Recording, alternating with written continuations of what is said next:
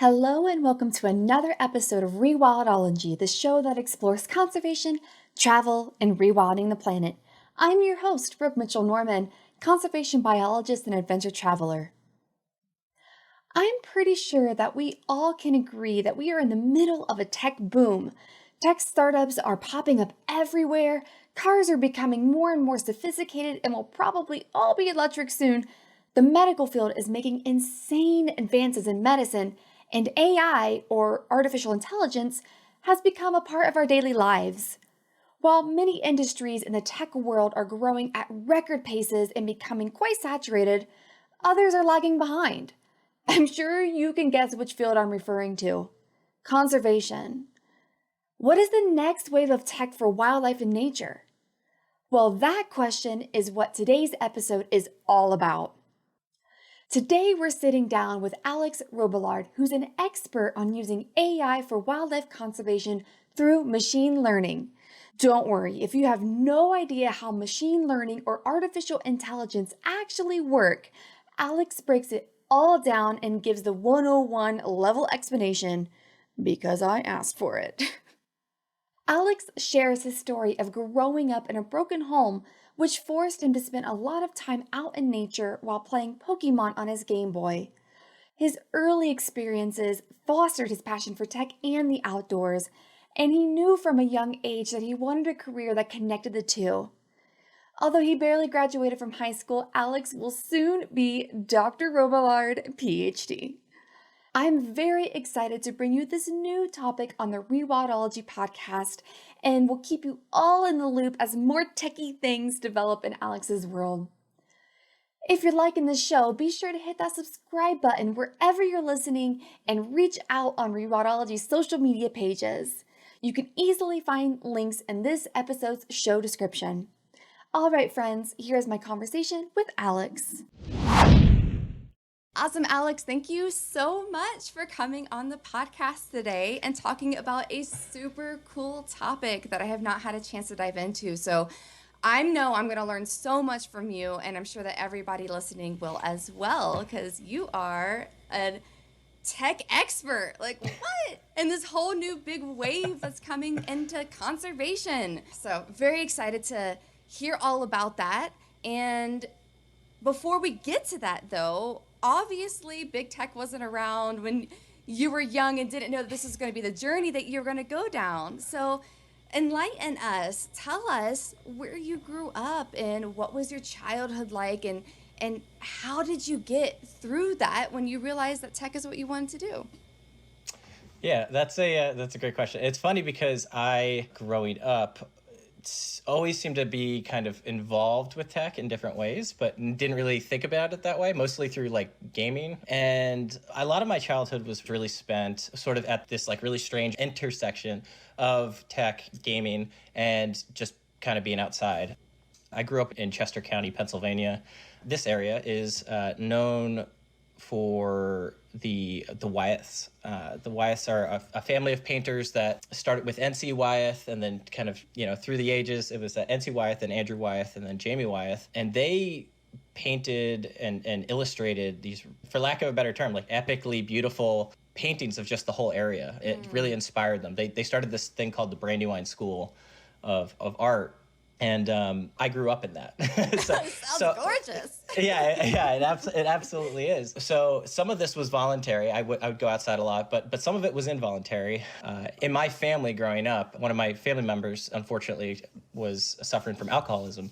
This illness really, I would say, created a hostile situation. And so to kind of escape that, I would literally take my Game Boy and whether I wanted to or not, I was heading out and roaming around the train tracks and the rivers and the hills of Chester County. Yeah. So usually, though, the game that I had, it's funny, I was thinking about this morning in anticipation for our talk. I played Pokemon a lot, which, in that game, you're essentially doing the same thing. You're exploring the world. And so, I had this on my Game Boy, and I would go out and play it and kind of walk around. But I actually would play that game. I mean, I would play it like night and day until my battery would die. And at a certain point, you would stop and look up and go, okay, well, what now, right? And I would kind of explore the area around me. And I just became enthralled with the outdoor world and sort of what nature had to offer, and sort of made that cognitive link between like, oh, the creatures in this game are creatures and they all have like powers and abilities and things like that. But like they evolve too. That's kind of interesting. But then sort of like connecting that to seeing like birds and turtles and frogs and snakes in like their actual natural habitat, and sort of thinking, wait, well, if these things have like attributes and like characteristics, what do these real versions of them have? And so from a young age, I was really like, my compass started pointing towards this trajectory of being like, I really want to know what these animals are, what they're doing, how they're spending their time, how many of them there are, just all the questions that just growing up, like I said, in this picture book-esque area would involve. Nice. Yeah. So it's all coming together for you. And I'm sure at the time, it probably didn't even seem like that too. Isn't it amazing how when we get older that we reflect on things and you start to like connect the pieces? Because I'm sure it sounds like a very traumatic time, for you at such a formidable time. And it almost seemed like nature, at least tell me if I'm wrong, but it almost sounded like nature was an escape. It was a safe place to go where you could get out of an unfortunate situation and explore and connect with nature that maybe a lot of other children didn't have that, for lack of a better term, opportunity to really connect on that level. So what's that intersection where you're like, okay, I see this amazing connection between my favorite game that I'm loving, like I'm catching these Pokemon, which actually are based on real critters, Yep. and I'm in nature all the time. So what was the next step that you ended up pursuing after that? Sure. Well, it's funny because it was an escape for sure, but it quickly became an obsession where I, like during the summers, I would like want to go to nature camps and things like that. Locally, there's a group called the Brandywine River Association, and they would run these nature camps. And one of the things that I thought was so fascinating was they did a really excellent job of getting kids outside, getting them dirty and messy, which I think is so important, but connecting what we were learning in sort of in a classroom to sort of this, I would call it indigenous knowledge. So the region that I grew up in originally is the Lenape peoples, and we learned about them as kids, which I think was way ahead of what a lot of places were doing at the time. And I'm really, really appreciative of it because, I learned, I think, like fairly like vital knowledge that is, somewhat lost. So kind of engaging with this, I'll call it applied exposure to nature, I think when I was young was really, really important. And then I kind of lost some of that in middle school and high school. I didn't get as many of those experiences as I wanted. I was still going outside, still spending a lot of time outside, but it was like, here's a textbook, what's your GPA, and like, why aren't you making this connection when it's like, if you just like take me outside and show me some of these things, it might help. So I barely graduated high school. And I think it's really important to underline this because I knew what I really wanted to do, but I also had other things going on in my life. At the time, I remember my guidance counselor in high school kind of looked at me and was like, are you sure like college or any of this is for you? And I was like, I can't believe you're saying that to me. Like how do I take that? Yeah, I was like, there's like several thousand colleges in the United States or wherever, I was like, you would hope that if I wanted to try to get into one of them, I could, right? It wasn't any of that. Because like, that's what I told them. I was like, I would like to go to college and study, zoology or ecology. I knew from day one that's what I wanted. And I was really fortunate in that. And so originally when I did get into college, I went to Michigan State, which has a really good zoology program, but is also very far from home, which, at the time I was like, that's an easy buy. Send me away. But I kind of jumped into it feet first and didn't really think it through because I was so kind of eager to get away from home for a bit. And, I spent a year there, learned quite a bit, but it was expensive and it was far. And I started missing home. And so I came back home for a year. I went to Westchester University for a year. So that's my first transfer. You're going to keep the count up because there's a couple of them. So I came home, went to Westchester University for a year. Great, again, another great school, had a good biology program. But when I originally kind of came back, I was at that point feeling a little bit lost because, when you leave a situation like that, you feel a little bit like a failure, right? It's like, oh, you went off to college, and then it's like, well, now you're back home. And I think that the one thing that didn't change throughout that whole time was I still knew exactly what I wanted to do. And, I started trying to like make everything help me get to my ultimate goal, which was to get a research type position. At that point, I'd kind of like been exposed to it a little bit at Michigan State, and I knew that I did want to work with animals, but I didn't really know in what capacity.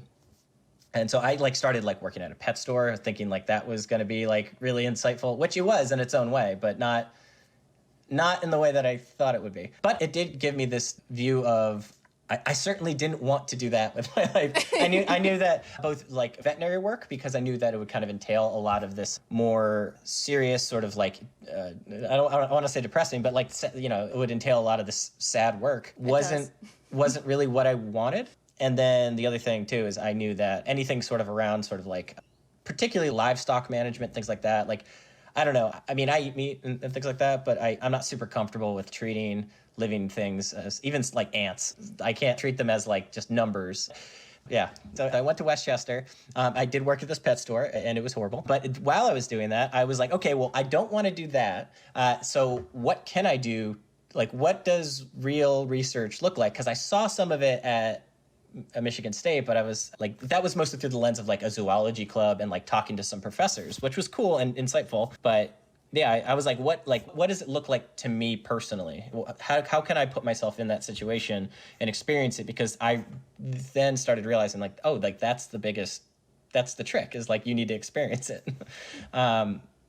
And so I met a professor named Jessica Shuttlebauer, who was a new professor, and she was looking for basically anybody to help her with these soil samples and collection of these soil samples at this habitat called a serpentine pine barren.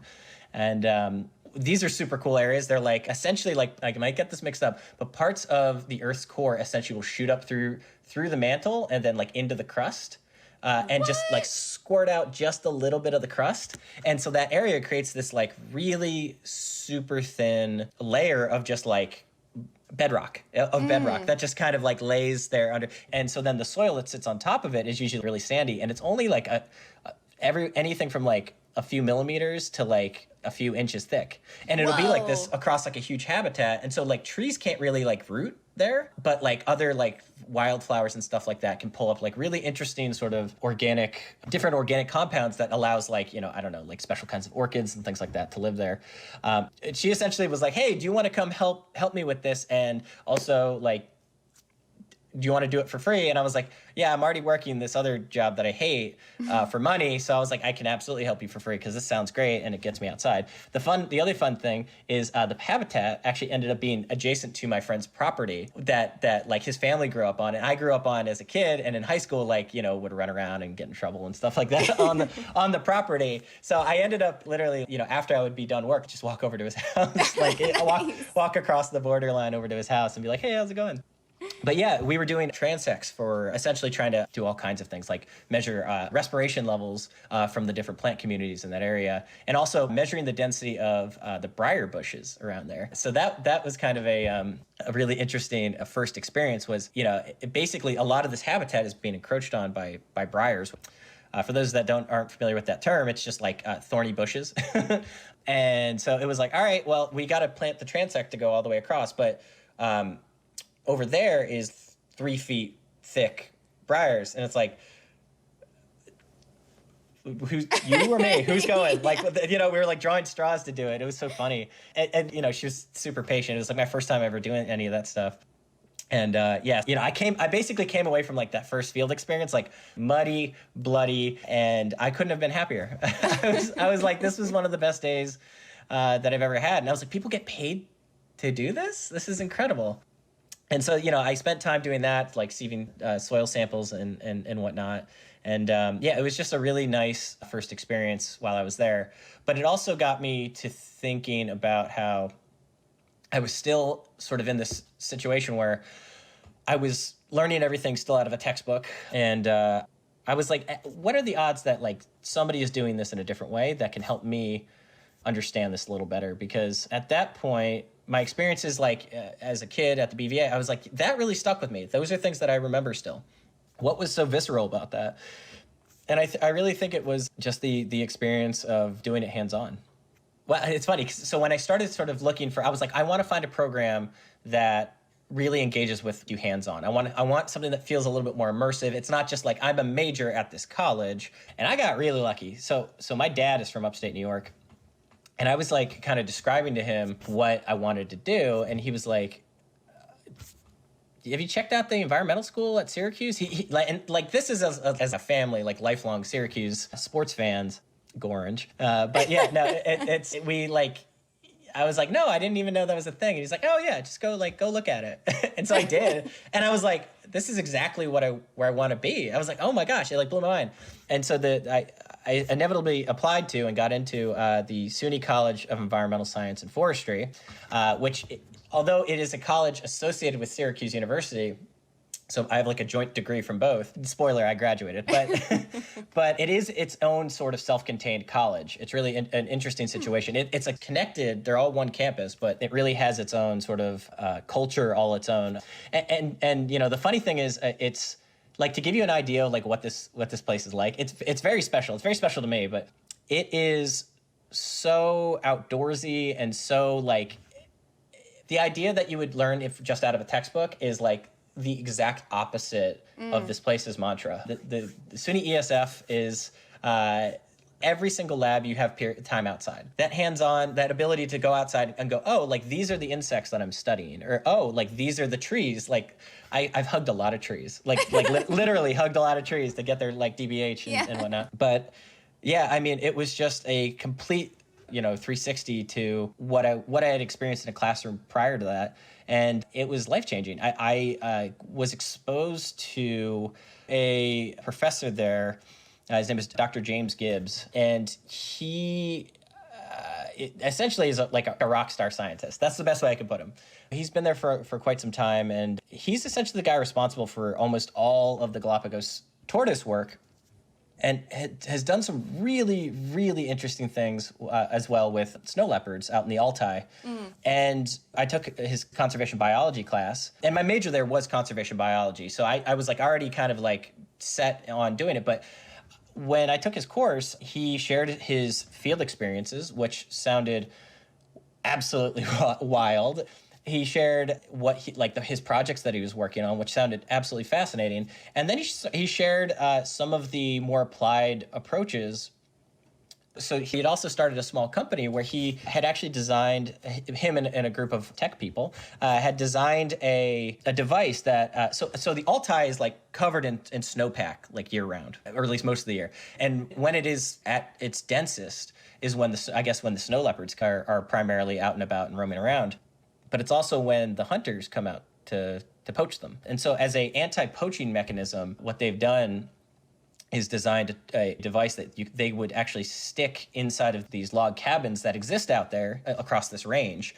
And now they're not necessarily building new cabins, so they're going to go and reuse these old hunting cabins, the poachers, that is. And when they do, the first thing that they do is they light a fire when they get in there. They're the only people out there, mind you. And so when they light this fire, if the device is installed in the log cabin, it actually triggers the device, which then basically dials the local ranger station based off of the temperature from the fire. So once the fire reaches a certain temperature, which is almost nothing, especially when you're comparing it, the fire to the snowpack, right? Snowpack in the Himalayas. It's like a really clear temperature spike. When that temperature spike hits, it sends a signal to the local ranger station, and the rangers just march out and are like, hey, why do you have all these traps and guns? and it's like a really easy way to kind of prevent, some of this illegal poaching. And when I heard about this, I was like, that is maybe the coolest thing I've ever heard of. And so that was kind of like my initial engagement with, I guess, technology. I really thought that, I don't know, something about that just seemed really clever and simple. And I was like, why aren't we doing more of that? And the short answer is money. It's really expensive to kind of develop these things. And unless it's got a direct sort of like military application or other commercial application, usually it takes a while for these technologies to kind of trickle down. A great example is like the power drill. I don't know if you know this, but like the power drill that, everyone's, everyone has in their closet right now. Yeah, was developed for space by NASA. So they developed it to use in space to make it easy to, and so that technology eventually trickled down to, now it's in everyone's home. But Right. but there's like a lag period, and I think there's a lot of things like that now that. I mean, AI included, that we're seeing now that it's kind of settling into the conservation community and becoming more apparent. The problem is, though, we're always a little bit like a half to two steps behind. Yeah. And yeah, the rest of the world they're way ahead. So my last job before what I'm currently doing was with a tech startup.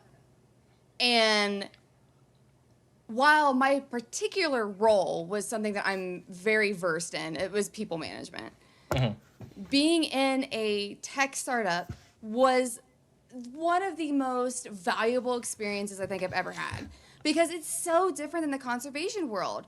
And going through that, just like you said, it's so, I don't know, they're always at the forefront. They're thinking about things, and then they action them. There is not all this bureaucracy. There isn't all these questions. They're like, okay, we know how to build this shit. Let's just freaking do it and see what happens. Yeah. And that was super eye-opening for me, and why I'm so excited to sit down with you about this stuff, because we're to the point now where it's point critical. Like, we are to the point now where we're going to start losing stuff. Yeah. And it's not coming back. Yep. But we now have this technology that it does exist in the world. I've been exposed to it. You've also helped me see brand new things I've never heard of before. So, like, it's here. It's here. It needs to be in conservation, which you are single-handedly doing, which is fantastic. So take us through that transition, though. So, okay, you were first exposed to this moment where you're like, oh my God, tech and conservation, freaking genius. So I'm assuming at this point then you're like, I need to do that.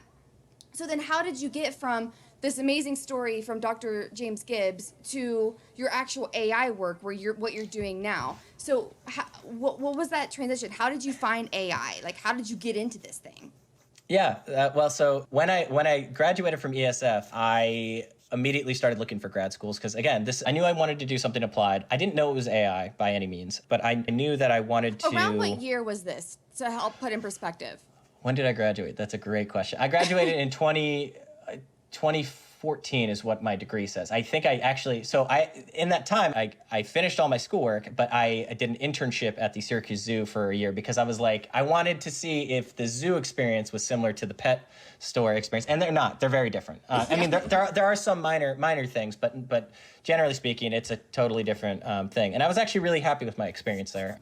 I learned a lot, and it's certainly a world I would be curious to re-engage with. But yeah, so when I left ESF, and granted, so like my dad works in life science, and so he has always kind of like in the back of my ear been like, hey, like you should check out genetics and you should check out bioinformatics. You can make a lot of money in that. And so I've always kind of had that as a curiosity, but up until that point, I never really thought of it as something that I could do, and B, that would be, something that would like have an intersection with what I do. I always thought of that as like health science and my mind was ecology and conservation and how did those things. And again, actually through some of James's work and actually his brother, Lyle Gibbs, who works at Ohio State.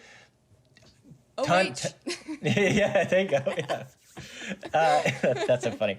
Yeah, he does genetics work through with a lot of the same species that I was working on, and so, reading their work, I was like, genetics is the next big thing, and so I eventually found a master's program at SUNY Oneonta, which wasn't too far. It was still in upstate New York, is where I wanted to be.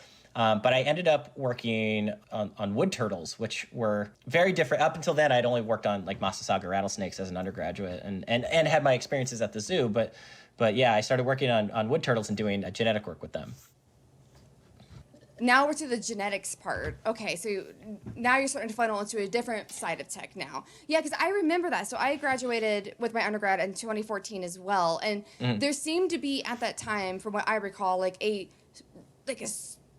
emerging field of like, okay, it's not just us going bushwhacking in some swamp somewhere to do work. It's like there are these other parts of science, like PCR was getting really big and like getting all, doing whole genomes. Like I remember like that was a really big thing at the time, like getting like all the DNA for every single species like completely coded out and like stuff like that. And I remember that at the time.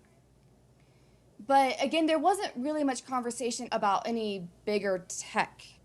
Do you recall of anything at that time that was a little bigger? So at the time, the two sort of main things that were occurring in terms of tech was genetics and bioinformatics, and applying that to, at the population level, or even deeper and looking at sort of like the biology of cells and things like that.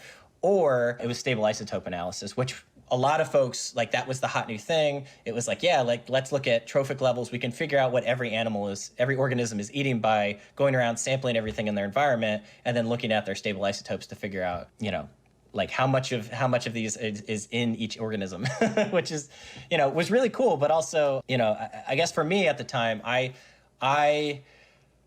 was very population focused. And so the only one, like, although, there's plenty to do with stable isotope analysis, I, fun fact, failed chemistry a bunch of times. So chemistry was a bitch. It took for 2.5 years. It was awful. So for anybody listening out there, I failed chemistry. I failed Chem 1 like 3 times. Oh my God, I'm so sorry. It was horrible. Granted, like, it's self-inflicted for sure.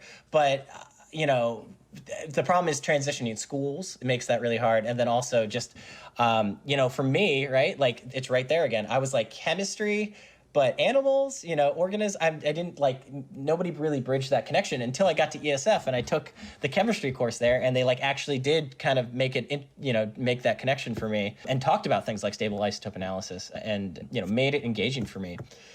Plus, I did really well in genetics, so I was, like, super excited about it. But yeah, so at that point, I was pretty dead set on doing genetics. And not to go off on a tangent, but when I got to SUNY Oneonta, my advisor at the time, Dr. Donna Vogler, who is a botanist by trade, we were kind of discussing how to go about funding my work. I thought I was going to continue to work on Massasauga rattlesnakes like I did as an undergrad. And one day I went and sat down with her for like a weekly meeting. And this was like, my 3rd or 4th week. And, at that point I just got in a house. Like I was actually enrolled in the program, but living in Syracuse and like driving back and forth for like the first 2 weeks, because I was like, when I got accepted, like the turnaround was so quick, and then I was like in, and then I started. And so, I got to her office, and I'm like always in like a huff puff because, I'm like running across campus to get there. And in our meeting, I'm talking about potential funding avenues. And we are looking at this one local land preserve that offers a fairly hefty grant. And so, we're looking at the species that are there. And I'm reading through the list, and there aren't any rattlesnakes. And I was like, okay, well, like, here's the other species that are there. And we get all, this one, that one. And then I say wood turtle. And she kind of, like, I love Donna so much, because when she gets excited about science, it's like a eureka kind of moment. And so she was like, hold on, and like got up and was like, wood turtles, and like darted out the door. And I was like, do I follow you? What do I do? Yeah, as a new grad student, I was like, I should. That's what I do, right? Yeah, I follow her. So I got up, and so she like ran downstairs into the archives of the basement of the biology building, and is like unlocking doors behind doors and and we inevitably get to this room that's just full of boxes, and she's like, it's somewhere around here, and she's kind of, going through, and I'm like, can I help with anything? Like, what are you looking for? Like, I'm so confused and lost. And finally she's like, I found it, like exclaims it. I found it. And she pops open this box and kind of puts it in front of me. And it's this entire cardboard box full of dried turtles. It's just filled with wood turtles, like 60 wood turtles with their plastron. So the bottom of a turtle is called a plastron, and the top is the carapace for anybody out there. And so the idea is, like, they all had their plastrons removed and filed away and numbered, and then their insides were scooped out. And they all had these tags kind of attached to them. And I was a little horrified. I was like, what is this? Because I started looking in the other boxes, and it was like 300 of these wood turtles, which I had never heard of anything like this before. So it turns out that back in the 50s and 60s, this professor named John New, he was a parasitologist, I guess, had gone around upstate New York and just collected wood turtles and then like tried to find parasites like internally, and he collected a lot of them, like too many. I'll say too many. I'll be honest. It's like a turtle graveyard. It was, and they were fixed with formalin, which was definitely a little shocking too, especially since I was just like handling them, and like you shouldn't handle formalin. So very quickly I came to understand that not only was this a really, really old data set, but it also represented like just a lot of somebody's hard work, like years. That was their career, and it was just left here in a box. And so I very quickly kind of started connecting dots of like, hey, like I want to go back and resurvey these areas, and I want to use genetics to see if like anything has changed over time. Interesting enough, the region has like a massive highway now that didn't exist when he collected all these turtles. And when I say massive, it's huge. It's like a 4-lane highway with like boulders holding up huge parts of it, and so not easy for a little turtle to cross. And so that's what I did my master's on, was all of this genetic work. So after I finished my master's thesis in 2 years, I very quickly was determined to continue on. I knew that this is what I wanted to do. I loved every second of research. Again, I found myself at that point sort of back in my comfort zone and back in that escape place. But yeah, so at that point I graduated and was like, okay, well, what now? What do I do now? I was fortunate enough to spend some time out in Hawaii just for a vacation, but I got to swim with sea turtles, and that was something I really wanted to do. And having already learned and became obsessed with freshwater turtles, spending time with sea turtles was really interesting because they were one of the few animals that I felt was really indifferent to me, and that was really interesting. Particularly, so like the sea turtles around Hawaii, the Hanu, because there's like way less, if any, poaching pressure there. They are very relaxed creatures. And yeah, so it's almost like when they say like the dodo went extinct because like people could walk right up to them and they would have no idea what people are, so they just don't see them as a threat. It kind of felt like that. I've actually had that experience with blue-footed boobies. Yeah, yeah, you just like walk right up to them and they're like, hi, and you're like, come on, where's the survival instinct here? Like something, give me like, whereas like if I walk up to a goose at my local pond, it's like hissing at me and I'm like, all right, goose, all right.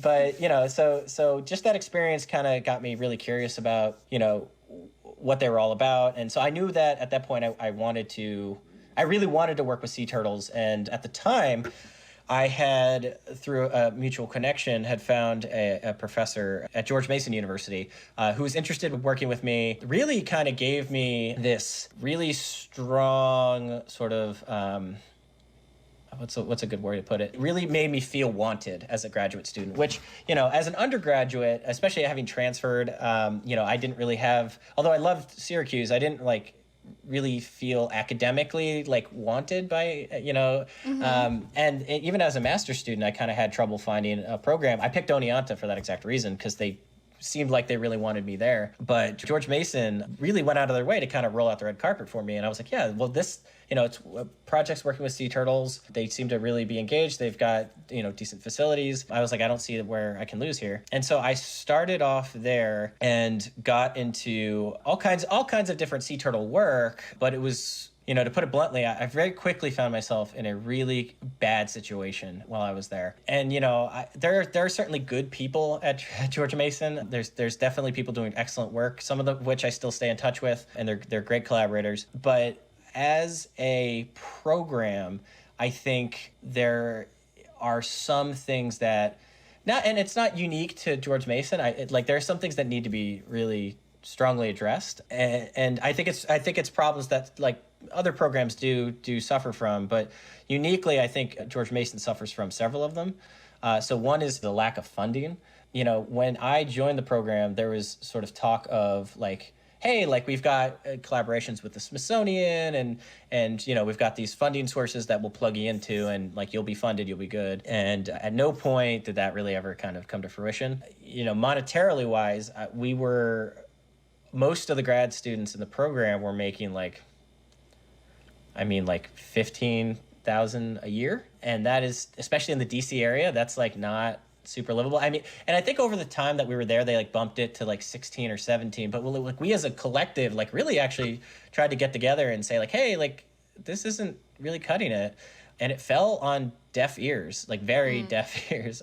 They tweaked it a little bit, but it was like by like, maybe like $1,000. And unfortunately, like the vibe that I got while I was there was very much like, this is what you get, and you get what you get, and you don't get upset, which I think is like really a horrible saying, but it's, they really like almost reprimanded people for complaining about it. And so the culture there was just not super healthy. There was also like several people are there who have been there for years, like even like went to school there themselves and just never left, who have a very toxic, like, yeah, this is fine. This is totally fine situation. And so, between that and sort of just like feeling no support and feeling really listless in my research, I got 3 years into the program and had pieces for a dissertation. I had made contacts through my own sort of legwork, but really felt just underwhelmed with my experience. I was like, something about this feels wrong. And then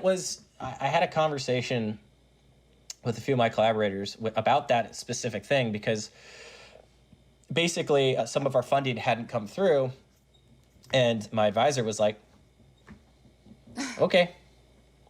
And I was like, okay, well, like, what can we do next? Like, what can I try to do to, and they're like, I don't know.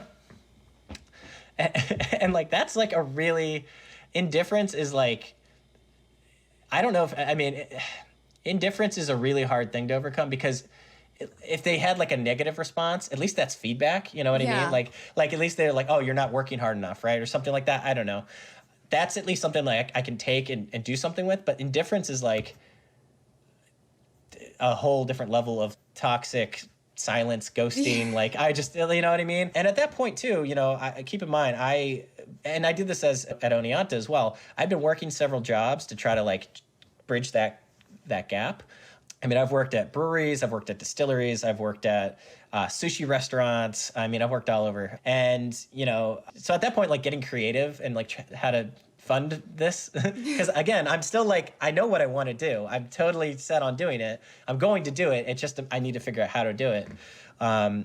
Just getting creative was second nature at that point. And so, and not to say that the whole experience was bad. I did get a grant through the U.S. Fish and Wildlife Service for an exploration grant, actually. So this place that's behind me in the on my digital background is the Tres Marias. And so it's a small island archipelago off the Pacific coast of Mexico, about 60 kilometers off of San Blas.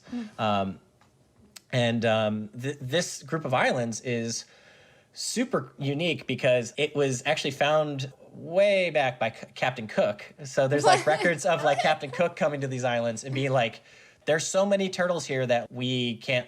It's sort of like, I think like the Christopher Columbus thing, where it's like, or maybe not. Somebody said it, where it's like, there's so many turtles here that we can't sleep at night because they keep hitting into the boat. So like that idea is like totally foreign concept to me now in modern day. That definitely doesn't happen. No. But the fact that these islands were essentially mostly uninhabited. One of the islands was a Mexican naval penitentiary. These islands, though, like we essentially were collaborating with folks in Mexico to just come out here and explore. It's gorgeous. The background looks amazing. Yeah. We were looking for nesting hawksbills, and we're try to see if they're out there, because hawksbills in the Eastern Pacific, which Brad talked about recently, they are essentially thought to be extinct. And so any new nesting sites we can find is awesome. So yeah, I camped on this island for nice. like 10, 15 days, something like that.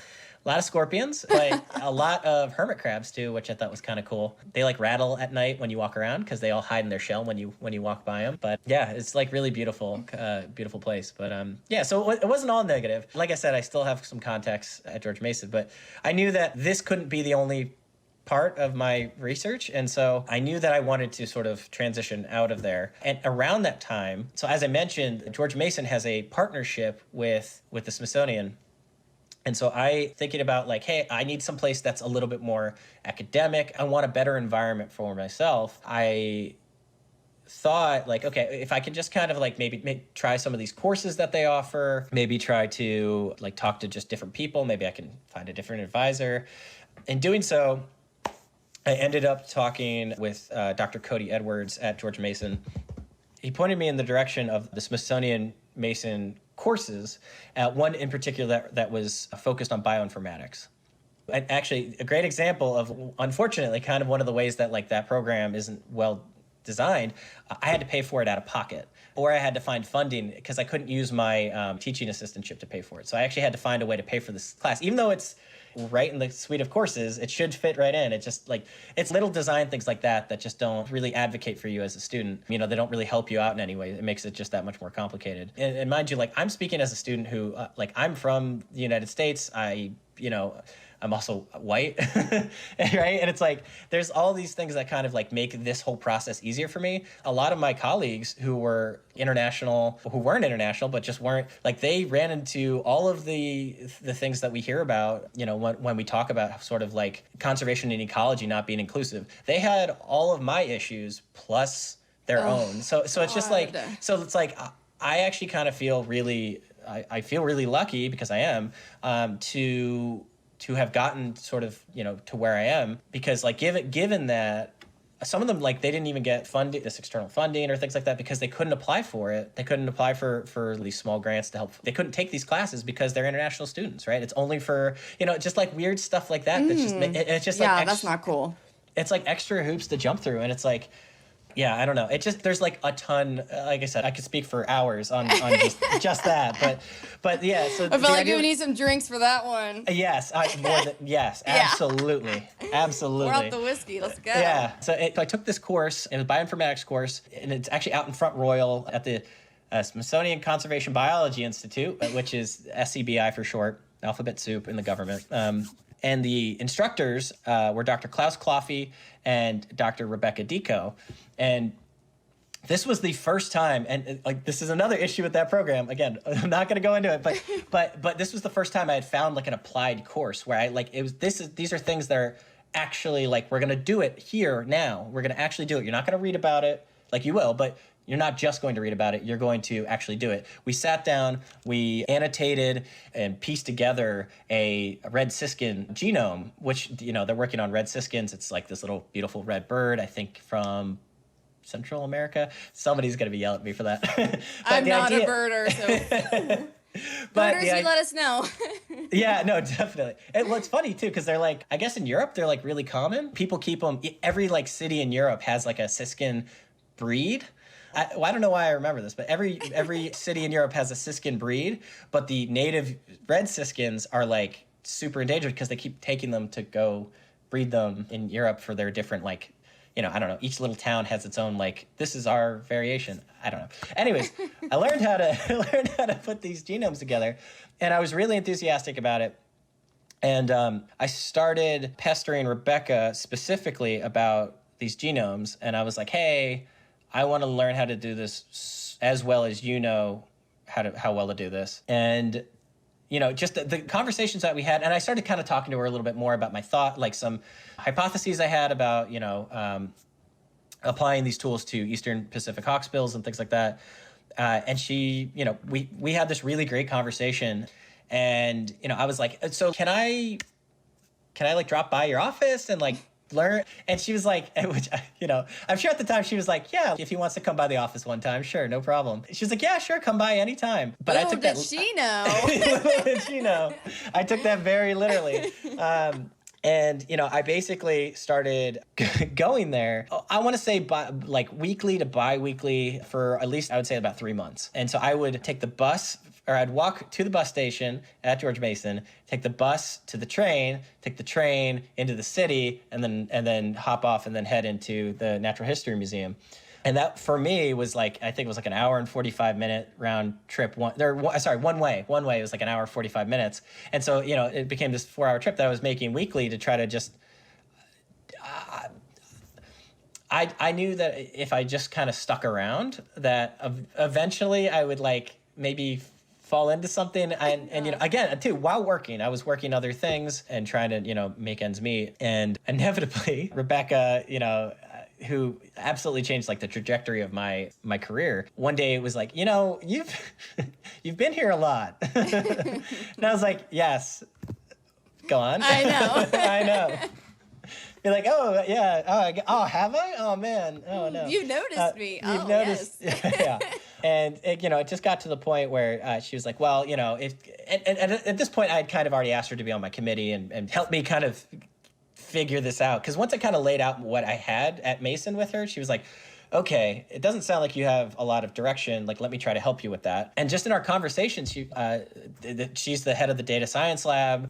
She's been doing genome assemblies, but she was like, I've been working kind of in a smaller sector. It's a little bit on the newer side. Have you heard of machine learning? And I was like, no. I have no idea what that is. Please tell. And so she started describing for me machine learning and this project that had funding. And I was like, if it has funding, I will learn it. I want to figure this out. Like, I need I need a direction. And it got interesting really quickly because at first I was like, yeah, I want to jump into this head first. But I was also like, well, what if I can't do it? Like, what if I don't know how to do it? And she sort of started walking me through what machine learning is. And for those of you that don't know, so machine learning is sort of a subset of artificial intelligence. And essentially, the idea is you could, well, actually, an even subset of that is computer vision specifically. This project that she wanted me to work on was a computer vision project to develop an application tool to enable indigenous folks in the Peruvian Amazon to essentially survey their own fish stocks, to go and like get an actual initial assessment of like what do they have, because the Amazonian rainforest has a ton of fish. Like the diversity there is just crazy. And so, I think unless you're an ichthyologist, like you can snap a bunch of photos, but it doesn't really do you any good. And so the idea was Smithsonian was going out and doing these surveys and collecting these data and doing measurements and sort of all the usual things. But parts of this land were eventually going to be developed for oil use. And so, as sort of a precautionary step, Smithsonian wanted to develop this tool to enable the local communities to not only have agency and sort of like, collecting their own data, but also to have a baseline in which future generations can kind of base, should anything happen, they can look back and say, well, this is what we had and this is where we are now. And I think that type of protection is like, I think it's rare because a lot of these communities are not enabled to collect them. Not that they can't do it on their own, but I mean, unless you have an ichthyologist in the community who's able to get paid to go around and sample every fish, right? Like you can't go back and collect data, right? Like you can't go back in time and do that. So it's one of those things that I think if you can kind of do the work up front, it makes it much easier to sort of on the back end, say post difficulties, it's much easier to say, hey, we have this now and we didn't have this before, if that makes any sense. Yeah. It's like something's being impacted. Like clearly the data is showing that 5 years ago we recorded this amount of fish and now we're recording this amount of fish, and at the exact same time an extractive industry came in between here and there. Yes. So you put it much more concisely than I did. Yes, absolutely. Yeah. So that's the kind of thing that project sort of pulled me into, and very quickly I found myself like learning about machine learning, learning about artificial intelligence, and really fell in love with it so fast because it is at its bleeding edge, and it also like kind of it brought back the intersection of technology and conservation for me, and it felt applied, which it is very applied. And that for me it started like checking all my boxes. I was like, this is really interesting, this is really engaging, and learning how to do it changed my career, changed the entire trajectory of my career. Okay, so machine learning. We are officially in artificial intelligence and machine learning, which is amazing. Like, okay, so like you're at the forefront, you're here. Like, oh my gosh, we are there. So what exactly is it? So you're brought into this project, and I'm like, now we have a definition. Thank you, because that is very, very helpful. Because I don't really know until I started to do research for this episode. I was like, yeah, Alex, what is machine learning? I was like, oh. Yeah. I've heard these terms, but never in a conservation context, which is super, super cool. So how do you use this? Do you have an example project that you could give me? Well, so do you want me to define it first? I can define artificial intelligence for you and give you kind of a a basic example. That way people at home can kind of trace along with it. Is that okay? Yeah, absolutely. Okay, I mean, this is brand new. Like, Okay, I guarantee to a lot of people listening, this is brand new. Okay, yeah, I'll preface it by saying it's not as scary as it seems. A lot of people are like, it's a black box, it's math, it's really not as scary, and I will prove that to you in a minute. But so the idea behind artificial intelligence, it's a different thing altogether than machine learning, in that machine learning is a subset of artificial intelligence. So artificial intelligence, you'll hear this term get thrown around, is essentially any computer program that mimics human behavior. And so the way to think about that in the simplest context is your spam folder, right? So when you get spam in your spam folder, or at least this is how it used to work, when you'd get spam in your spam folder, the company that made your spam filter probably has a list of known websites and bad users that it's like, you don't want emails from them.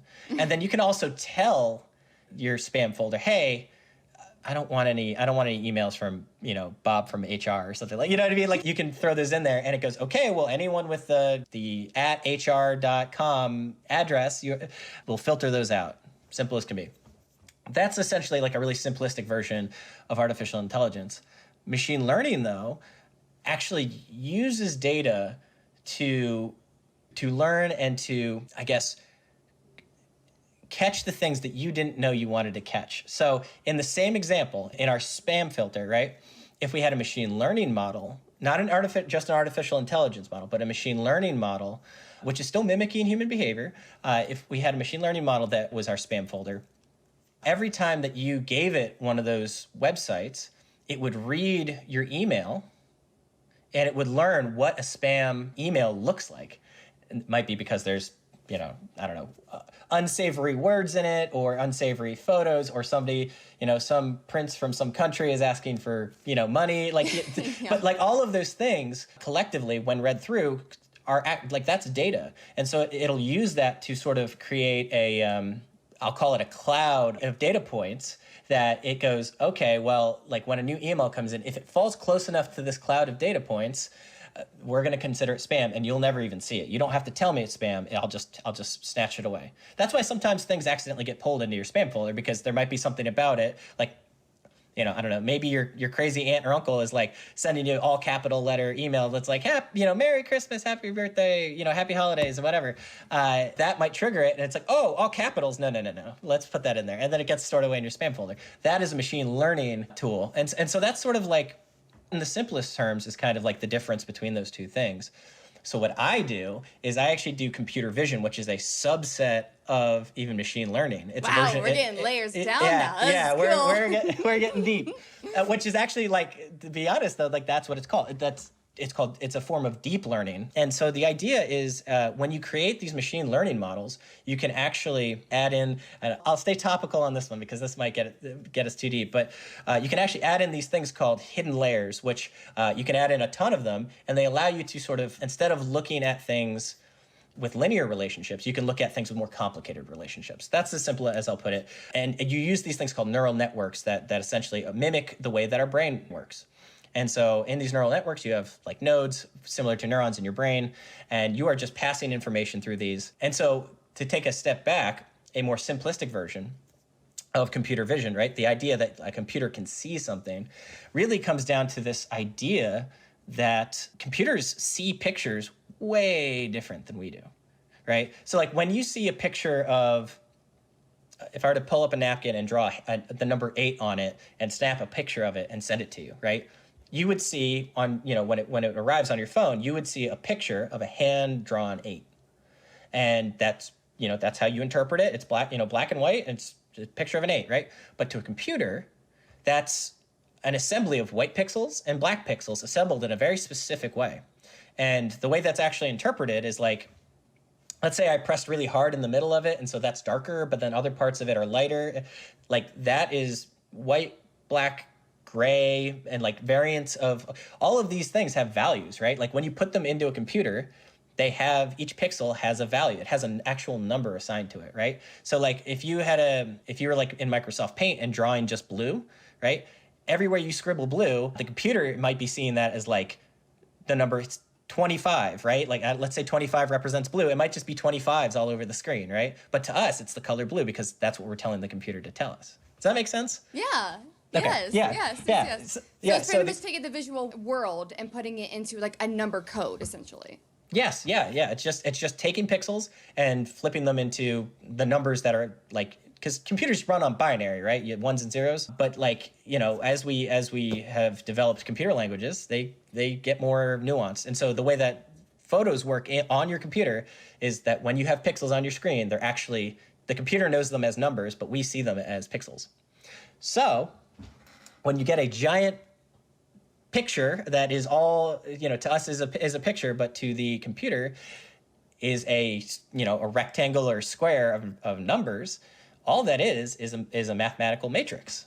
And so essentially what the computer is doing, the way it looks, the way it sees, the way it learns, is that it iterates through the image, looking at small sections of it and overlapping sections of it, and essentially adding mathematical weights to things that help it get the answer right. So like I'll say, this is a fish picture. And so it'll go, okay, well, let me take one try at it. Let me study this and then take a test. And so it studies the image of the fish, and then it takes the test. It always does terrible the first time because it doesn't know what it's looking at. But then it goes, okay, what things about this picture helped me, like if I got any of these things correct, what helped me, which of these images did I get correct? So it would say, for example, let's say we had a lot of pictures of fish from the side and they had fins, right? Like really specific kind of that fin shape. By random guess, right, it would, on that first try, it's just throwing mathematic weight onto all different types of things. If it found that it got pictures with fins on it correct, right, if I was trying to identify one fish versus like, cats or dogs or whatever, right, the ones with fins would be the ones that like it would learn best from. It would then put weight on the fin on the actual image, and then it would continue to do that, and you would actually see it get better and better because it starts to recognize fins, scales, the general shape of fish. And so, neural networks basically learn like people do. They just literally just are studying the images and then testing themselves. And then when they get certain things right, they go, okay, I'm going to add mathematic weight to that and double down on my knowledge of that thing. And then you continue to test, and that's all it is, just trial and error. You test and retrain and test and retrain and test and retrain. And eventually you have a mathematic model that's like, yeah, I know that this thing is fish, and that thing is a cat, and that thing is a dog, and it's because it just kind of iterates through the image. Whoa! Okay. Would you like me to try to explain that in a different context? I can if you like. No, that was really, really good. So, okay, so we know now how this works, and that makes total sense. It's just how exactly we work. Like, that's how exactly we learn, Yep. I mean, like you said, like that very first time that it gets it completely wrong. Like I'm thinking about that from like almost like a sports standpoint. The very first time, if I go out and try to play, I don't freaking know. Give Soccer. me a sport. Soccer. Yeah. I did not play soccer as a kid. So, and my husband's great at soccer. So, like when we go out and he's trying to teach me how to dribble and like kick, and I don't know where the ball's going. Exactly. It's terrible. Yep. It's terrible. Yep. But if I was practicing every single day, like it sounds like the machine learning tools are doing, then by default I would get better. So does this tool. So that's kind of like the analogy that I was thinking of when you were doing that. So then let's take it back to. Well, I guess my next question I had when you were doing this, is it specifically image only that this process works on? Images only? So this is where it gets a little tricky and it is a little bit outside of my wheelhouse.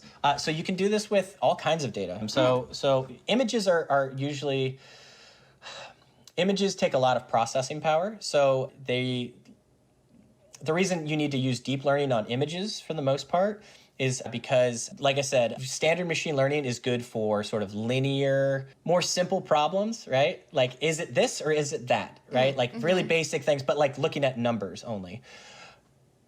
Images have tons of pixels, which is a lot of input data, which make it really complicated. The other thing too is like images can be different directions and sides, right? Like if I snap an image of a cat and it's sitting upward, or if I snap an image of a cat looking straight down, right, it looks like a circle. right? If like Right, if I yeah, right? yeah. So it's like, but both of those things are cats. So that creates a really complicated problem that needs a lot of computational muscle behind it. So we actually use things like GPUs, which are graphics processing units, which are the thing that like any gamer out there will know what it is. It's what you use to get like the awesome, high intense, really cool graphics. The idea is the same, right? To like manipulate and utilize and augment and sort of play with these really complicated images, which are just mathematic matrix. You need a really strong, like almost like a separate unit that's designed specifically for that, which is what GPUs happen to do.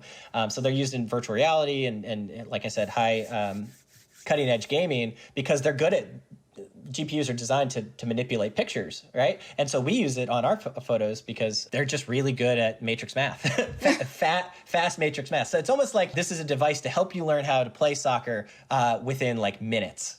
Almost like the actual, like in the movie The Matrix, where it's like, Yeah, you know, yeah. And like they now, upload it into the chip in their head, and it's like, whoa, now I can now I know Kung Fu, right? Yeah, like exactly. Krav Maga, let's go, you know? Yeah, it's like kind of like that idea, except for we're training a computer to do this thing. And sometimes it takes a little more time than, a couple minutes, but that's the idea is it's rapidly doing calculations. So this is specific for image data, but you can also run acoustic data through it, so music and sounds. So you actually probably have run into using machine learning every single day and not realized it. Great example is a lot of folks on Spotify have what is it? I think it's the Genius. Is that right? It's like the tool you use to find music that it sounds similar to what you like. Right? So you can click it on the. You get what I'm saying? So the idea is like basically you've got this list of tracks that they have tags associated with them, sure. Right. But they also like have like beats and vibes, right? Like there's an actual audio track. Well, and Spotify, correct me, please send me an email if I'm wrong about this, but what I suspect that they're doing is they've iterated through all of like maybe like the last 20 songs that you listened to and listened to it with a machine learning model. And then again, with that machine learning model, we're making a cloud of data points.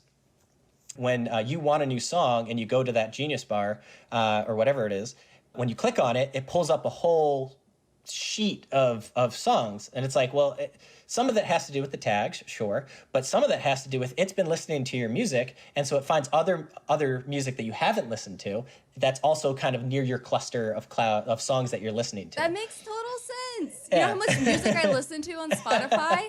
And I have like, your daily mixes, and they're spot on. It gives me an alternative metal play mix. It has a classic rock play mix it makes for me of like my particular kind. I like a very specific kind of country, and it definitely has that playlist down. Yeah. My chill mix is like definitely the music I like. Yeah, that's a fantastic example. It's totally because it's been listening to the music with you. So that's it's both cool and also a little creepy. I've accepted it at this point. It makes my listening experience hella better. So whatever at this point.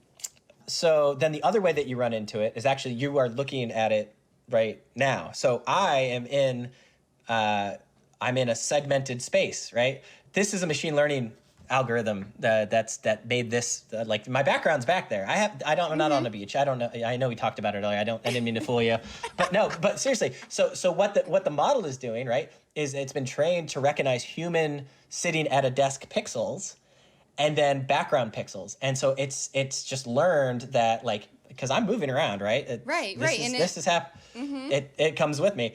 That is actually, we call it a segmentation model. So not only can you use machine learning to just like tell you what is in a photo, it can also count the things in the photo. It can also separate the things in the photo. And then also you can use it on audio as well. And you can use it to like kind of track movement and things like that. You can also use it on video. Video is just multiple pictures in a row, played really fast. Yeah, so it can be used on all kinds of different things. And again, too, it can be used tabular data and other stuff. So. Well, that was amazing. Freaking machine learning 101.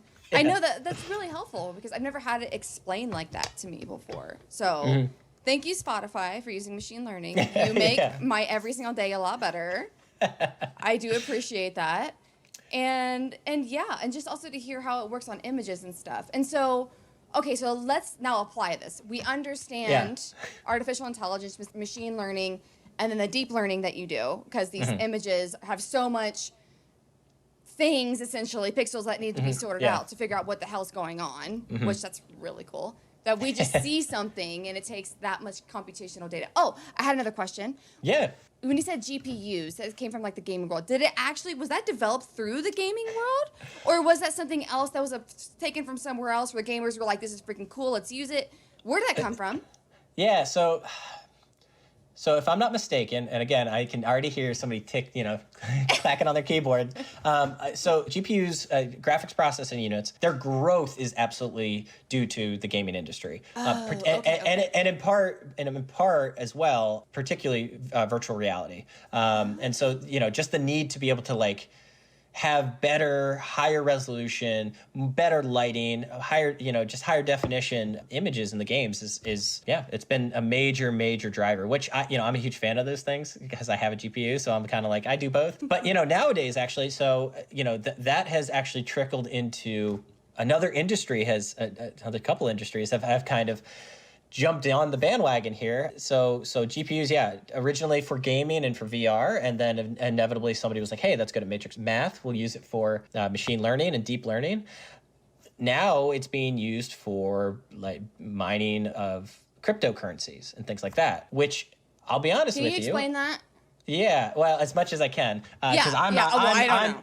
Well, so here's the minimum requirements. Essentially, what cryptocurrency is a bit of data that has been unlocked by a GPU, and that they call it mining. So your GPU will do intense math based off of whatever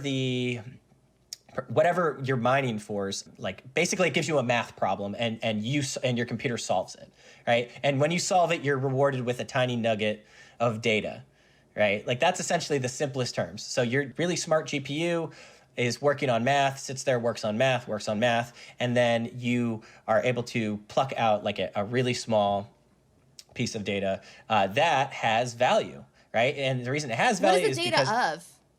That is a little bit above my pay grade, but what I can tell you though is that the value of the item has to do with the fact that it is sort of locked up in blockchain technology. And so the idea is that it's a really secure piece of information, and currency is then assigned to it. And so you can buy and trade it, and it has value because it's really secure space, essentially.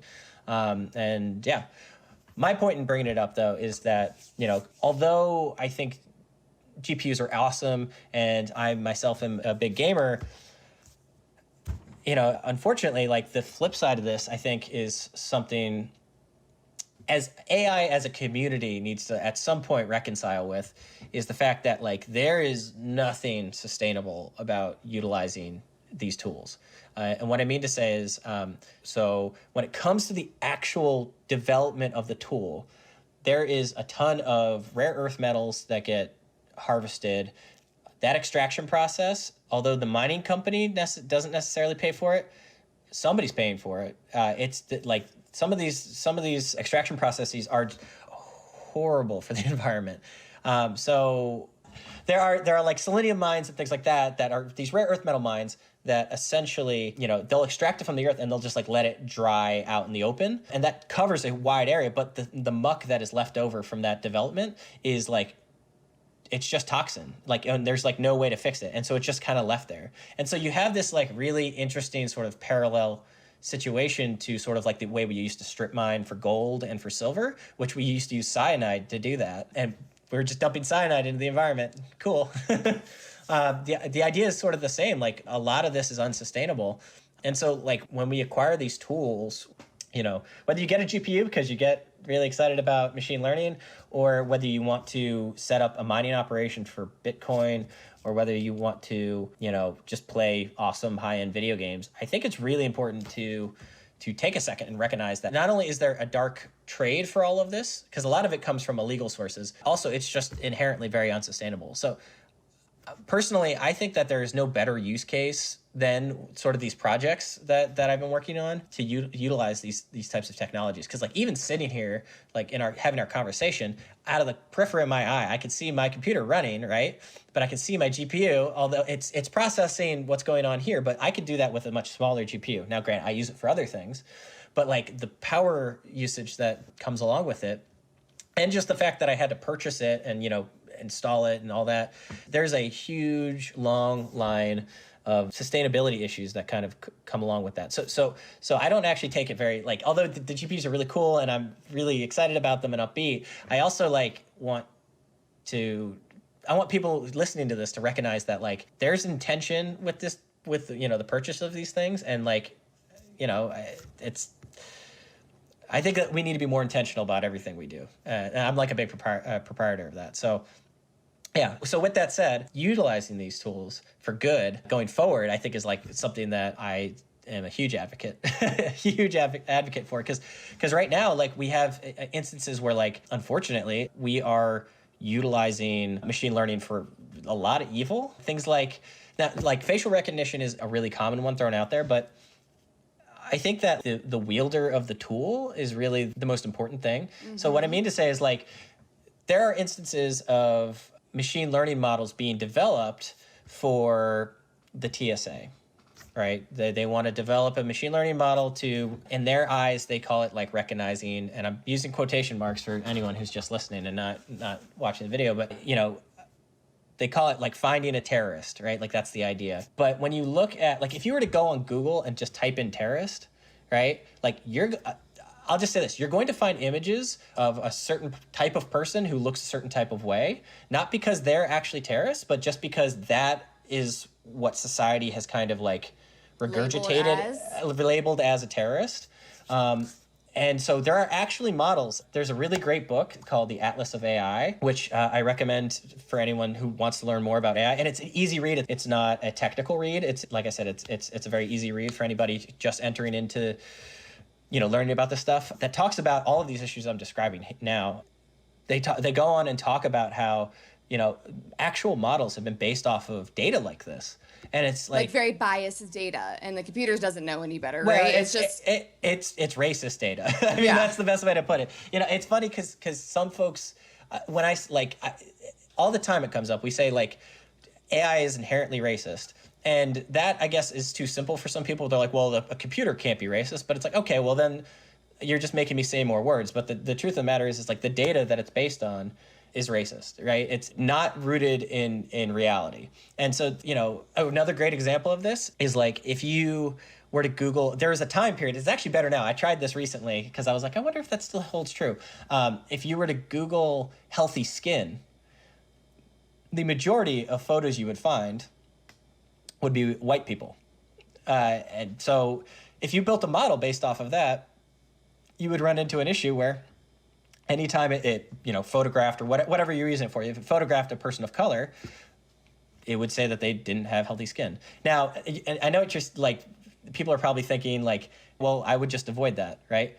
But you have to remember that a lot of the folks utilizing this technology are literally just turning profits and like, if I'm a data scientist trying to get data, it's very easy for me to just make a short Python script to drag 10,000 images off of Google of my different classifications, and then put that into a model, run my model, train it, and then have an output, and then give my model over and thank you for my payday. It takes a lot more effort to go, okay, is this model representative of the thing that I want it to look at? Is it true to reality? And is there any like dissonance between those two things? Like is there something I'm missing? So a great example. So you talked to Brad about our seashell model, looking at real versus fake data. This is one of the coolest projects I've ever gotten to work on. I love it. Go into that. Go into the whole thing. Sure. Well, so as Brad mentioned on the podcast previously, we have created a model to differentiate between real and fake hawksbill sea turtle. Hawksbill sea turtles are globally threatened, they're endangered. And unfortunately, like in places like the Eastern Pacific, they were thought to be extinct for a period of time because the trade, essentially, this is people going out, harvesting them, and then manufacturing their carapace, their shell, into bangles and glasses and necklaces and tiaras and combs and like just stuff.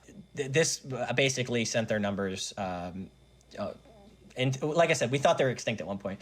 So the idea is essentially Brad, who's a master at identifying. It's funny because in the podcast, I heard him. He was like, Alex has gotten pretty good at it too. And I'm like, Brad, that's very thoughtful of you to say. But he is a master. I kid you not. He's a master at identifying these things.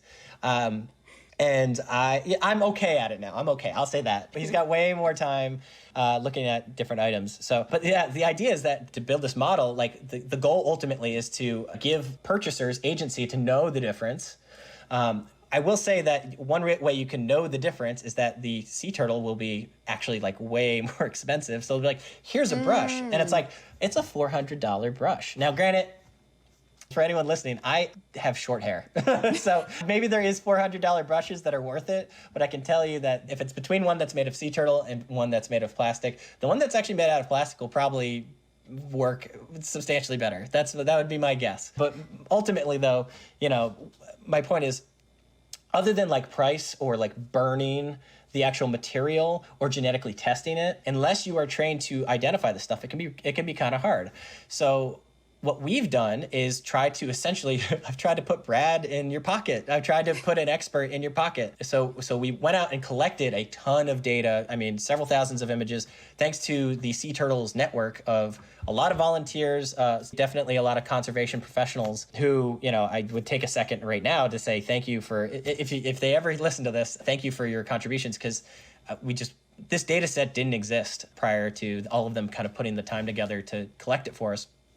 And then us going through and annotating it, going, this is a real thing, this is a fake thing, this is a real thing. And some of those things were actually genetically tested as well. People sent over things that they had either burned partially and took a picture before they burned it, or, just some of it was actually ground truth. And so Brad's actually got Sea Turtles has this really awesome visual guide that kind of tells you how to tell the difference between real and fake items. And it has to do with, real items, they're a little bit more see-through. The pattern is a little bit more chaotic, a little bit more jagged. Whereas when you look at something made of resin, or in some cases coconut, or like actual seashell, not sea turtle shell, seashell, like conch, those things have really, really specific patterns, particularly resin. So if you were to look at a pair of glasses that are made of tortoiseshell pattern, but they're made of resin, when you look at the clear areas, they'll be like almost like an ink stain kind of hue to the coloration. Also, like they're usually a lot more rounded on their edges. So they're visual cues that you can tell about the item that give it away. And I was skeptical of this at first, and then I've seen Brad do multiple tests doing visual identification. We're not like, we're talking to collaborators overseas, and they're like, all right, well, let's just see how you do. Let's see how the model does. And, I'm just curious. I want to see if it works. They'd send over 50 images, and it's like, I'd get like 45 of them right. Brad gets all 50 of them correct. And, at that point, like the model was getting 49 of them correct. So I was like, all right, like 48 of them correct. I'm like, okay, there's something to this. It's a real thing. I'm not just making it up. But so we made this really cool model that functions really well, and is, we're trying to, thanks to the Bentley Foundation, we've funded this, and now we're starting to partner with other groups as well. I don't know if I'm allowed to talk about that yet, but other groups are starting to play into it. And so we're going to be kicking off this app really soon. And hoping to get it into the hands of tourists and conservation professionals and potentially, law enforcement and other folks, anybody who wants to monitor the sea turtle trade, basically. We're hoping that they'll utilize it, because honestly, it really does put an expert in your pocket. I'm really happy with where it's at and kind of where it's going, and it's really exciting because I think it has the potential to be extremely disruptive to the illegal trade, and I just hope that I hope that people are willing to give it a chance, because if they do, like I said, I think we can make some waves. But so coming back to what I was saying before, though, this is actually really important, because this I think really drives home this point. The seashell data originally, when I looked at this, I thought, okay, well, I'm working on sea turtles. I'm working on seashells, or, sea turtle shells. I don't need to worry about any of the issues I was just talking about in terms of, potential racism and AI and things like that. So a lot of our data comes from, as it turns out. So we went out and scoured and tried to find as many photos of real and fake items as possible. I went out and collected a ton of items. I went out to just like places, locally farmers markets, snapping images of just like booths and single items, things like that, just collecting data. Our collaborators, though, where a lot more of this trade is prominent, are from Central and South America and also parts of East Asia and things like that. The data that was coming in was wonderful, but the issue is most of our fake items were coming through me and other people from the United States. Now, some very few real items were coming from people from the United States, but that was mostly conservation professionals, and it was like 2 or 3, and one of them was Brad, right? And so the idea is, like, that's where most of that data came from, especially since we were some of the folks who we were asking to get the real data, right, the real hawksbill sea turtle data, were mostly from the countries it was most abundant in, and we wanted them to spend their time, focus their time on that. And so in doing so, we unintentionally, because people's hands and arms and faces and body parts get pulled into, and their language gets pulled into the model. And so we had basically a situation where the real, anything that was labeled as real, was being listed, or sorry, anything that was real was often associated with people of color. And anything that was fake was often associated with people who were white. So just because like their hands and their fingers, it's just, things were in the data. So it got to the point where I like basically took a bunch of data from Brad and I was like, give me like your hand holding things, both real and fake. And lo and behold, it was right there. It was counting both the real and the, even though it was like fairly accurate overall, like when nothing, with no body parts were in the image, it was right there. And I was like, I can't believe I like this thing that I knew about, but didn't think because I was working on animals would be a part of my study. Once again, society, comes back into the picture, and it really could have been a disaster. That could have been a huge issue. And if I wasn't like thinking about things in this manner, we would inherently have unintentionally released a model that could have had really bad repercussions, right? And theoretically, right, that's a situation where, you have, I don't know, white smugglers who are able to get away with stuff, and potentially other people who are just trying to bring in like their knickknacks that they bought while on vacation. You know what I mean? And they get stopped, and then it's a problem for them. Like that is the exact thing that like I wanted to avoid. so we've gone out of our way to try to like remove that from the situation, and remove that from the model, and I think we've done a pretty good job. But I guess that's like one of the big things is I wanted to kind of like connect those dots for everyone listening, because it's just it's always there. It is always there. And I know that not everybody, like there's a whole spectrum of people that aren't, that tune that out, but they're wrong. I don't know what to say. They're wrong. So yeah. Oh gosh, that was so good. And thank you for being so transparent about that. Because someone like me, who I'm not a part of the tech world, I enjoy tech and I understand fully that it's here to stay. And I hear a lot that there are tech biases, that tech is inherently racist. And like for someone like me who doesn't know any better, I'd be like, I can understand why maybe the scientist just doesn't know. They don't understand their own biases to put the data in. But to hear it so blatantly described in a real example, God, thank you for that. And being open and honest and vulnerable about that too. Because I think that might be one of the best examples I've ever heard. Period. Like, hands down. And I know all about that project because of Brad and you, and talking a lot with both of you offline, off the podcast, about some other fun things. Dealing with this. Thank you for that. And also thank you again for taking the time to not unleash a a could-be disaster app into the world that was just trying to do good that could have stopped a lot of innocent people. Yeah. Well, so I feel like that's also something I want to piggyback on that really quickly is that the thing that is so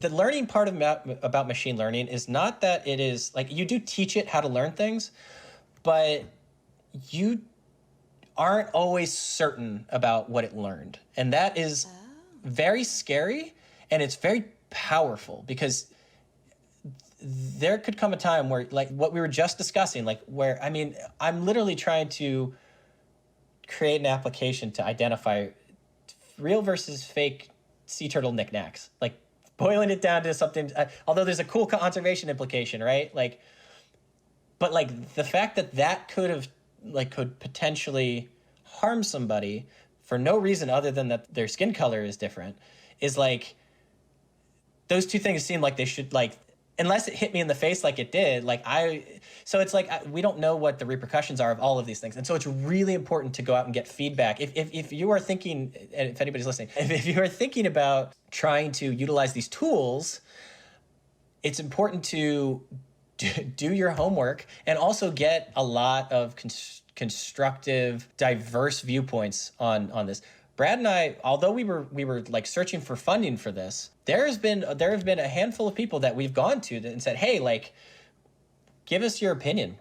Just give it to us straight. And, they've absolutely brought concerns up to us, and we have tried to adapt and learn and listen. Biggest thing is listen to what their concerns were. And, so that actually kind of like was one of the primers that got me thinking more about this, was like, I need to make sure that that's not happening. is just like people bring it up. Not that that specific thing would happen, but that something bad, it is such a powerful tool that something bad could happen.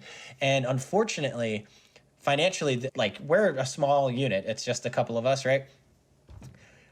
These big tech companies do not give a shit. They don't give a single shit. They don't give a fuck. They really don't. They really don't. And it's really concerning because, we've had conversations with big social media groups that in my conversations with them, the only thing like having conversations about like, hey, like this is a really bad thing that it's been like, would you like to come work for us? Like a panel of people. And it's like, well, no, but like, can we focus, like, what's the problem? Can we focus on the problem? And they're like, basically trying to be like, we won't talk about this externally because I don't know why, right? So they just don't really, I think I don't know. There's no incentive for them to do the due diligence to try to prevent this type of thing from happening. It's awful. It's really awful. So yeah, I don't know.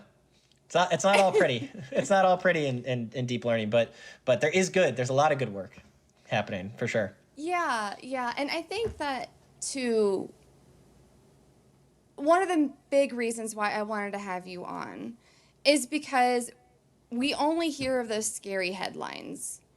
And to know that there is a side of this that is being used for good, and we can sit down and talk to a person doing good with this right now. Like, you are sitting down talking with me, being like, yes, some people are using these tools for bad, but I'm using these tools for good, and this is what it can be used for. And I have examples now. And yeah, and so that's why I'm so grateful for you to come on and talk about these things and also teach us both ways. Be like, yeah, some of the stuff you are hearing on the news is true. I don't know what to do about that. I mean, I don't know what to do about that. Like, if you have a tip, great. But also, there is a lot of really good things that can come out of this. For example, potentially really disrupting the illegal wildlife trade. What you and Brad are building right now could be revolutionary. And who knows what it'll be applicable to in the future. And which is what I'm really excited about. And you listened to that episode, so I was like, Brad, how can you save my big cats? Can you save my big cats right now? Yeah. They're so trafficked. Can you?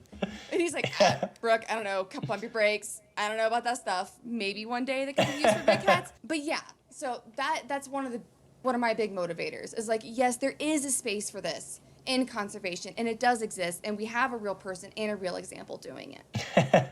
You know? No, it's true. It's very true.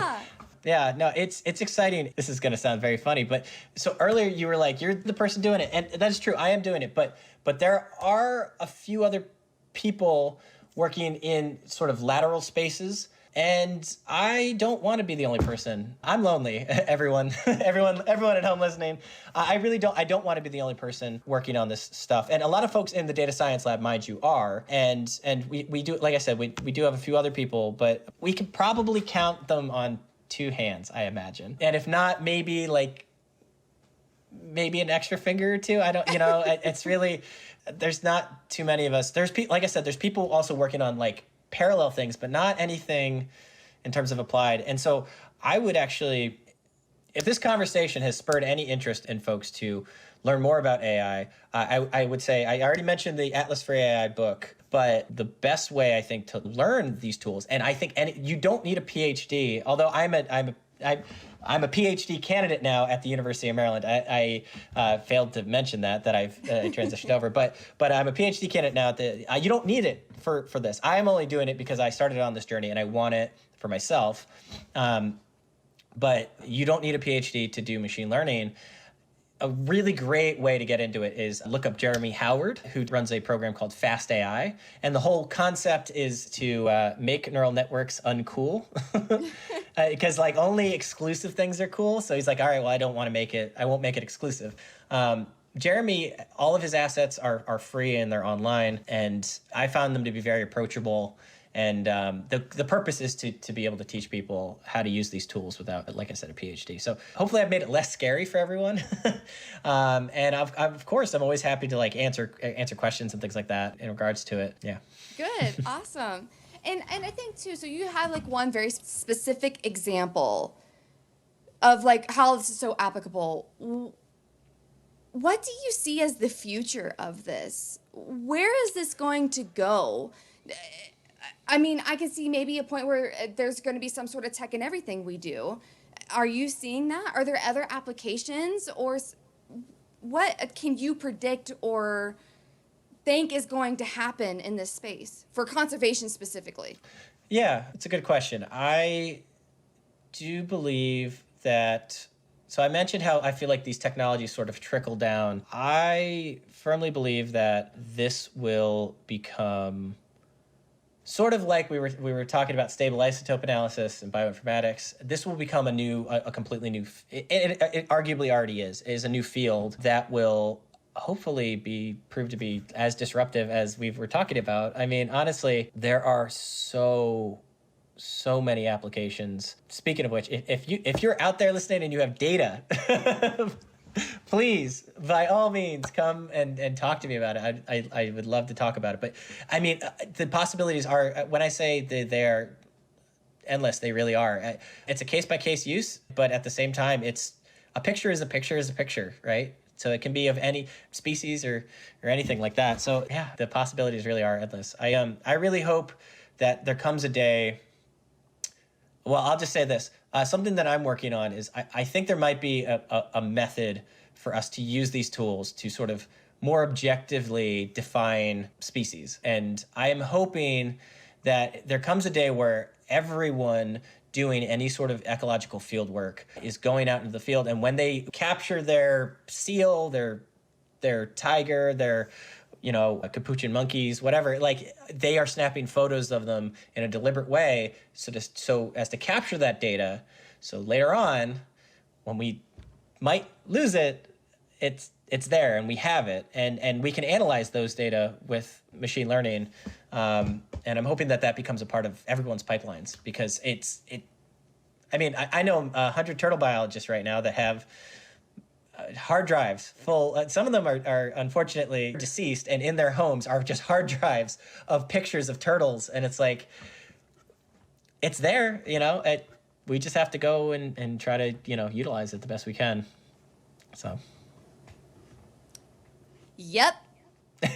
And I'll just give a little spoiler alert that Alex and I have been in conversations about some stuff. Some potentially big stuff. I'm not saying what it is. Okay. Well, you heard Brad's episode when I was like, Brad, we were talking offline. everybody update. What I talked about to Brad offline, I was like, who's Alex? Can I talk to Alex, Brad? And Brad's like, yeah, sure, you can talk to Alex. I'm like, hi, Alex. My name is Brooke. I have some really big projects that I want to do with you. Mm-hmm. And yeah, I also on that note too, Alex is amazing. If there is something that you can think of, thank you. That's whoever is listening now, where you could see this application, because I will definitely link to like Brad's episode and anything that you're doing, and then also the app that's coming out. So for examples of that, then let's keep getting freaking AI out for good. Like, let's continue this on. We need to use that. Yeah. And you're going to graduate. You need more work. I'm getting you some more work. But he doesn't need just me. I still got to put this massive database together. We're working on it. But We'll get there. Oh, yeah. It's going to be freaking epic. It's going to be awesome. I'm sure everyone's like, Brooke, what are you talking about? You will know. I promise. You promise. Yeah, no. We're going to make this happen. I'm excited. When we get it functioning, you should let me interview you. Okay. And then you can tell me about it. That'd be awesome. Oh, God. That'll be like you have to teach me all the big words. Yeah, no, you'll know. I mean, like, yeah, Brad, I feel bad for Brad because there's a learning curve, but it's, I'm very confident in his ability to answer questions. So, yeah, you'll get it. It's good. It's good. It's all good stuff. Oh, good, so. Good. Yeah. Taking what I had done previously and then we're just making it like a million times better and way more impactful. It's essentially what we're going to do. So, yeah. So call to action, anybody. Reach out to Alex. He's incredible. He's doing brand new stuff that I've never heard of before in the field, which is insanely exciting. And that's why I'm like, you're my best friend now. We're going to build some cool shit together. Yeah. But yes, Alex, is there any final piece of advice or a message or anything that you would love to share with everyone listening? Yeah, so I think a theme throughout my life has always been failure and sort of running into obstacles that are sometimes really big. And now I was fortunate enough to have this sort of directionality. Not everybody is that way, but I don't think people should be afraid, especially if you're like a young conservation professional or want to be a young conservation professional, early career. I would say don't be afraid to fail because that's what we all do. We all kind of fail. I hate to say fail upward, but like, you know what I mean? Like, and you have to continue to reinvent yourself and you have to continue to get creative and find ways to make it work. If it's what you want to do, you need to find ways to make it work, which is way easier said than done coming from me because I'm white. But I mean it. It's, I think for anybody who is out there like trying to figure out what they want to do in conservation, relax your idea that like, I want to work on this one thing. You might come back around to it at some point later in your career, but focus on getting your skills, focus on just learning how to do unique things and then apply it, right? Find something you love and then apply it to the specific area you want to work in. Because I think that is the biggest downfall I see with a lot of undergrads and even, masters and other PhD students is, they're like, I want to be the world's most, I want to be E.O. Wilson, but for, this one species of fish. And it's like, well, that's great. But like, does that get you a job? Does that get you paid? Does that get you an academic position, right? Or if that's what you want, or does that get you a professional position unless they're hiring for somebody for that specific thing? So I think, I want to stay in this field. I want to learn skills that make me widely applicable is kind of the best thing you can do for yourself. You want to become your own advocate, and the easiest way you can do that is fill your tool chest full of tools. And don't be afraid. There's I have a lot of skills that I don't use. Like I don't use mist netting, but I learned how to do it. A lot of stuff. So, yeah. Oh yeah, just when you said that, I was like, I was professional shit scooper. I was a zookeeper and all these things, and I can clean like nobody else. I don't do that anymore. But it had its place. Yeah, I was gonna say I can make a mean whiskey sour too. Like. Well, I'm gonna take you up on that. So Yeah. I will judge your old fashioned.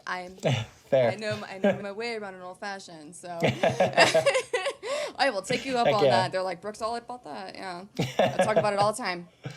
And if anybody wants to get a hold of you, what's the best way to get in touch? Oh gosh, all kinds of different ways. Let's see. The easiest way is probably through Twitter. So I'm at AJ Robillard, or spelled Robillard. So at AJ Robillard on Twitter. Definitely easy to get a hold of me there. I am on the Smithsonian Data Science Lab website. My email address and other things are on there. Or message me through something like ResearchGate, or just send me, like I said, send me an email. That works too. So I'm easy to get a hold of. Awesome. Gosh, Alex, thanks again for coming on the podcast. I cannot wait to just share everything that you taught me and taught everybody else.